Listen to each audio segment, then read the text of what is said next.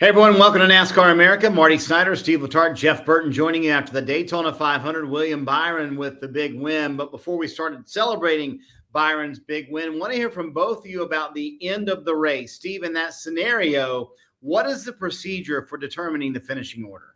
Well, so the rule in the rule book is very clear that once the leader receives the white flag, then any time on the last lap that a caution will end the race. At the time of the yellow, the cars are frozen. That's a very key term. Frozen with their track position. This isn't loop lines. This isn't data points. It was crystal clear. You see right here under the white flag, no yellow out, still green on the timing stand. After the start finish line, the caution comes out. Then it is up to NASCAR, and they can use, per the rule book, any means necessary. That can be video evidence. That can be any other evidence. Here it is. Here's the aerial shot. This is what NASCAR shared on social media. Jeff, yellow flag clearly out. If you look at the front of the field, I'm going to say for speedway racing, that is a clear lead of the 24 car in first, 48 in second, and so on and so forth. I thought this one was 100% accurate, and I'm actually applaud NASCAR for sharing it on social media so the black helicopter buzz can disappear. This is William Byron's Daytona 500. Yeah, they got the rule. The rule is clear, and they got it 100% right. One thing for those of you watching at home, you may say, hey, the wreck started at a certain point. That's not when the caution comes out. The caution comes out when NASCAR says caution. They hit the button. That's when the caution comes out. That's the only way you can do it, because we could sit here and debate all day exactly when the caution came out. The only way to do it is when they hit the button. That's the time of caution. You can clearly see it pop on right there. That's when the caution came out. They got this 100% right. One other thing to add, yes, the field's frozen, but for those cars that can maintain a reasonable speed. So if you're wrecked, you're not going to get your spot sitting there dead stopped in the racetrack. You have to maintain a reasonable speed. That's why NASCAR has to go back, look at video, look at the whole thing. You just can't take a snapshot picture of it. You have to look at the video. You have to look at all the context to get the running order correct. So you said it was William Byron's Daytona 500 win. After the race, Jeff Gordon said this vaults William Byron into a new level of stardom. Jeff, do you agree with what Jeff Gordon said? Hey, Steve has said it for years. You're a Daytona 500 champion. Every other race you're a winner. You're a champion. And the Daytona 500, and I can say this from someone that never won it, it definitely changes your status. It definitely matters. When you go sit in the Hall of Fame committee and you have conversations, these things matter. Like winning Daytona 500s, it is a big deal. It is a history-making event. And for a guy like William Byron, that's right there on the edge of winning a Cup championship, it is a huge deal. And yes, he is going to be. He is not there yet because he hadn't won that championship. He hadn't quite gotten there, but he is going to be one of the superstars of the future. Yeah, I mean, his resume deserves it. To be quite honest, I think the fans decide who the superstars are. He does superstar type things.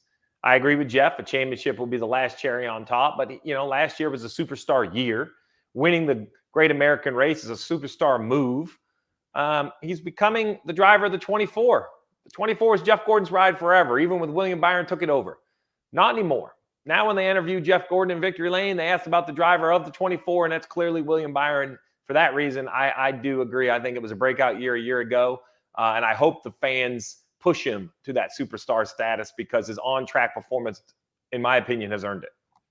So, Steve, let's unpack the wreck with 16 to go. When you look at that, the big one, if you will, is there any one particular driver at fault? I don't think so. Here's the simple fact.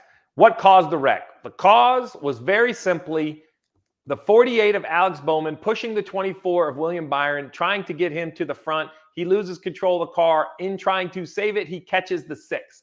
That is no one's fault. Now, those two created the wreck, but that's speedway racing. If you watch that replay again, the 48 hits the 24 4 times down the backstretch until it's finally too much.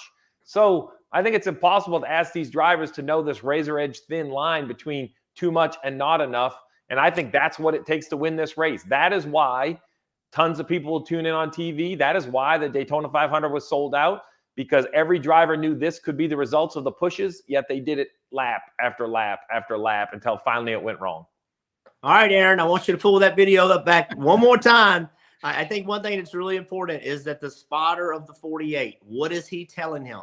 What is he saying? So watch what happens. The 48 gets to the 24. You can push. You're clear. You're clear. That's an inside line. Keep pushing. Keep pushing.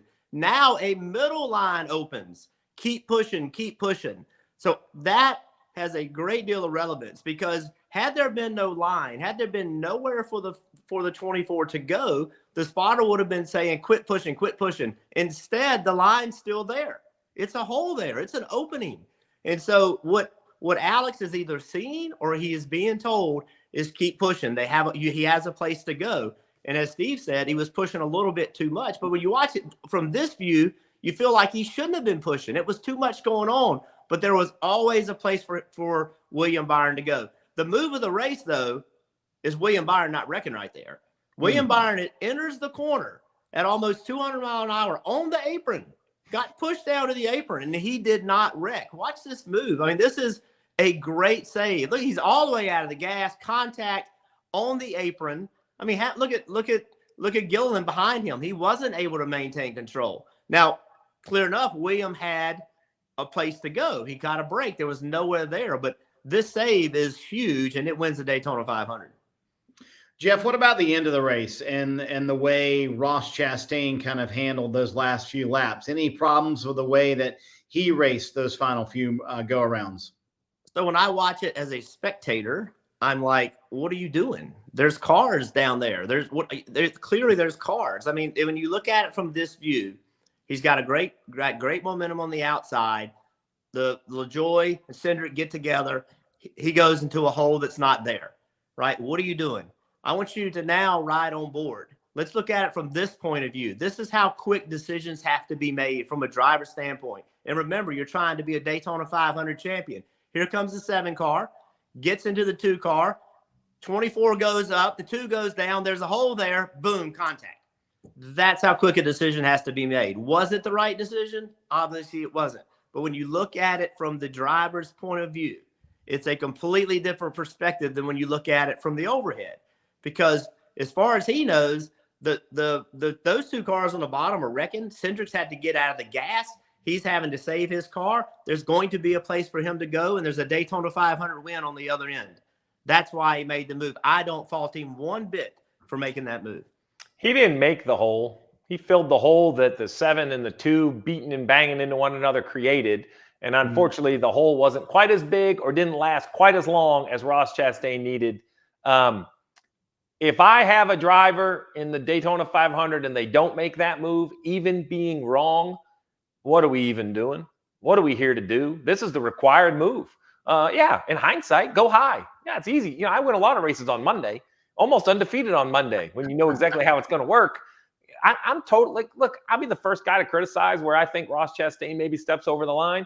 I thought that was a Daytona 500 winning move that didn't work, and I am 100% in support of it. And I actually don't think Hendrick was blocking or defending when he got into Chastain. I think Hendrick was doing all he could do to not wreck himself. And then, listen, in the end, there was 22 feet of car and about a 16-foot hole, and that's the problem. The other thing, Marty, is that we've all watched enough of these races that you want to be leading with 1 to go, because the chances that you're going to come around and get the checkered flag aren't very high. There is probably going to be a caution on the last lap. So in my eyes, if I'm the driver, I'm thinking of that white flag lap as the checkered flag. I have got to be leading this race because this race ended the same way. The caution comes out, race is over. So I think those guys have to train themselves to make this move thinking I've got to be leading at the white flag. Well, 2024 is off and running. We'll see you after Atlanta next week with another breakdown here on NASCAR America. Hi, I'm Parker Kligerman. For more access like this from Pit Road, be sure to click and subscribe to the Motorsports on NBC YouTube channel.